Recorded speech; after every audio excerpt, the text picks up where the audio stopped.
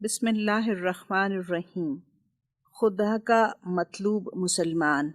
کتاب کا نام ہے خطبات، مصنف ہیں سید ابو العلا مودودی۔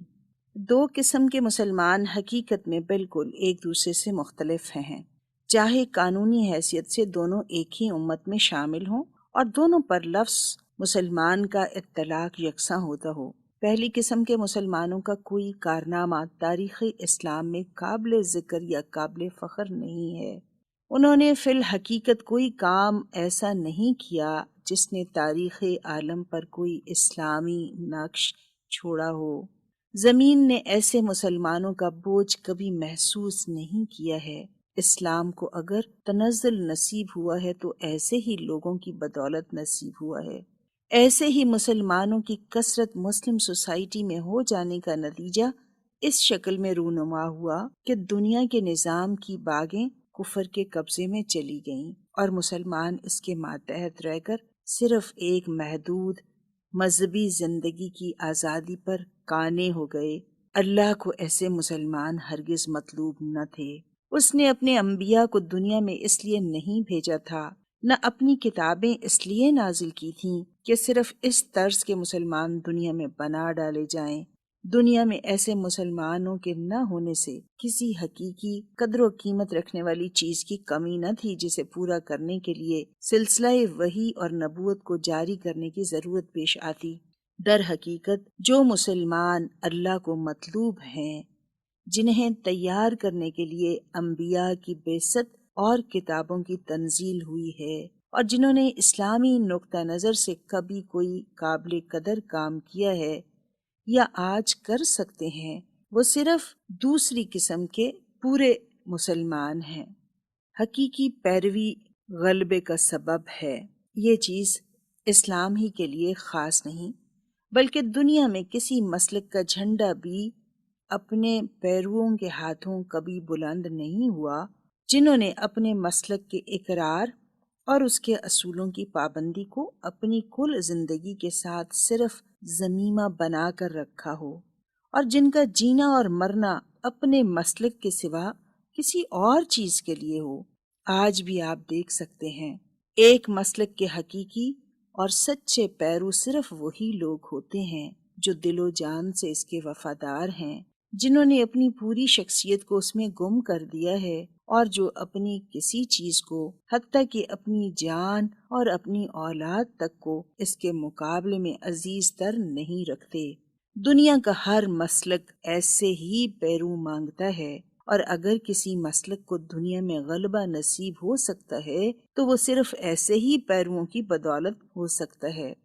مسلمان خالص اللہ کا وفادار۔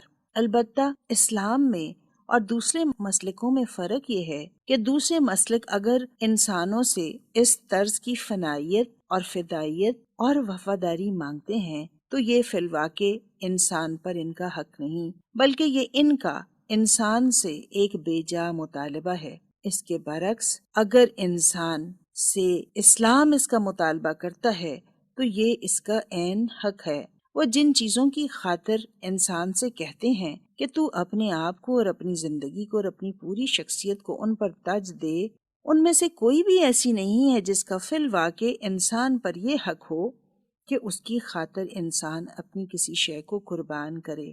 لیکن اسلام جس اللہ کے لیے انسان سے یہ قربانی مانگتا ہے وہ حقیقت میں اس کا حق رکھتا ہے کہ اس پر سب کچھ قربان کر دیا جائے۔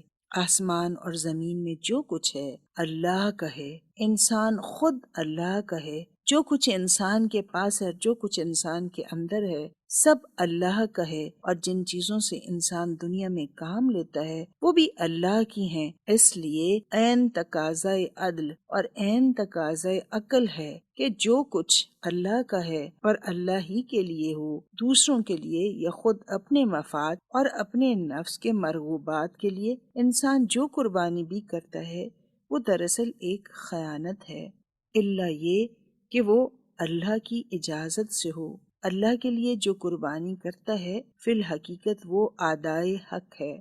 لیکن اس پہلو سے قطع نظر کرتے ہوئے مسلمانوں کے لیے ان لوگوں کے طرز عمل میں ایک بڑا سبق ہے۔ جو اپنے باطل مسلکوں کی خاطر اور اپنے نفس کے جھوٹے معبودوں کی خاطر اپنا سب کچھ قربان کر رہے ہیں اور اس استقامت کا ثبوت دے رہے ہیں جس کی نظیر مشکل ہی سے تاریخ انسانی میں ملتی ہے۔ کس قدر عجیب بات ہوگی اگر باطل کے لیے انسان سے ایسی کچھ فدائیت اور فنائیت ظہور میں آئے اور حق کے لیے اس کا 1000واں حصہ بھی نہ ہو سکے۔ محاسبہ نفس، ایمان اور اسلام کا یہ معیار جو اس حدیث میں بیان ہوا ہے، جو پہلے ہم نے پڑھا، ہم سب اپنے آپ کو اس پر پرکھ کر دیکھیں اور اس کی روشنی میں اپنا محاسبہ کریں۔ اگر آپ کہتے ہیں کہ آپ نے اسلام قبول کیا اور ایمان لے آئے، تو دیکھیے کہ آیا فی الواقع آپ کا جینا اور مرنا اللہ کے لیے ہے یا آپ اسی کے لیے جی رہے ہیں، اور آپ کے دل و دماغ کی ساری قابلیتیں، آپ کے جسم اور جان کی ساری قوتیں، آپ کے اوقات اور آپ کی محنتیں کیا اسی کوشش میں صرف ہو رہی ہیں کہ خدا کی مرضی آپ کے ہاتھوں پوری ہو اور آپ کے ذریعے سے وہ کام انجام پائے جو خدا اپنی مسلم امت سے لینا چاہتا ہے؟ پھر کیا آپ نے اپنی اطاعت اور بندگی کو اللہ کے لیے مخصوص کر دیا ہے؟ کیا نفس کی بندگی، خاندان کی، برادری کی، دوستوں کی، سوسائٹی کی، حکومت کی بندگی آپ کی زندگی سے بالکل خارج ہو چکی ہے؟ کیا آپ نے اپنی پسند اور ناپسند کو سراسر رضائے الہی کے تابع کر دیا ہے؟ پھر دیکھیے کہ فی الواقع آپ جس سے محبت کرتے ہیں خدا کے لیے کرتے ہیں، جس سے نفرت کرتے ہیں خدا کے لیے کرتے ہیں، اور اس نفرت اور محبت میں آپ کی نفسانیت کا کوئی حصہ شامل نہیں ہے۔ پھر کیا آپ کا دینا اور روکنا بھی خدا کی خاطر ہو چکا ہے؟ اپنے پیٹ اور اپنے نفس سمیت دنیا میں آپ جس کو جو کچھ دے رہے ہیں اس لیے دے رہے ہیں کہ اللہ نے اس کا حق مقرر کیا ہے، اور اس کو دینے سے صرف آپ کو رضا اپنے رب کی مطلوب ہے، اور اسی طرح جس سے آپ جو کچھ روک رہے ہیں وہ بھی اسی لیے روک رہے ہیں کہ خدا نے اسے روکنے کا حکم دیا ہے، اور اس کے روکنے میں آپ کو خدا کی خوشنودی حاصل ہونے کی تمنا ہے۔ اگر آپ یہ کیفیت اپنے اندر پاتے ہیں تو اللہ کا شکر کیجئے کہ اس نے آپ پر نعمت ایمان کا اتمام کر دیا، اور اگر اس حیثیت سے آپ اپنے اندر کمی محسوس کرتے ہیں تو ساری فکریں چھوڑ کر بس اس کمی کو پورا کرنے کی فکر کیجئے اور اپنی تمام کوششوں اور محنتوں کو اسی پر مرکوز کر دیجئے، کیونکہ اسی کسر کے پورے ہونے پر دنیا میں آپ کی فلاح، آخرت میں آپ کی نجات کا مدار ہے۔ آپ دنیا میں خواہ کچھ بھی حاصل کر لیں، اس کے حصول سے اس نقصان کی تلافی نہیں ہو سکتی جو اس کسر کی بدولت آپ کو پہنچے گا، لیکن اگر یہ کسر آپ نے پوری کر لی تو خواہ آپ کو دنیا میں کچھ حاصل نہ ہو پھر بھی آپ خسارے میں نہ رہیں گے۔ یہ کسوٹی اس غرض کے لیے نہیں ہے کہ اس پر آپ لوگوں کو پرکھیں اور ان کے مومن یا منافق اور مسلم یا کافر ہونے کا فیصلہ کریں، بلکہ یہ کسوٹی اور غرض اس لیے ہے کہ آپ اس پر خود اپنے آپ کو پرکھیں اور آخرت کی عدالت میں جانے سے پہلے اپنا کھوٹ معلوم کر کے یہیں اس کو دور کرنے کی فکر کریں۔ آپ کو فکر اس بات کی نہ ہونی چاہیے کہ دنیا میں مفتی اور قاضی آپ کو کیا قرار دیتے ہیں، بلکہ اس کی ہونی چاہیے کہ احکم الحاکمین اور عالم الغیب والشہادہ آپ کو کیا قرار دے گا۔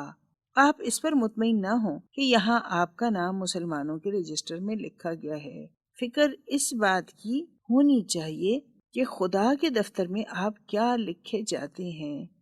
یہ ساری دنیا بھی آپ کو سند اسلام اور ایمان دے دے تو کچھ حاصل نہیں۔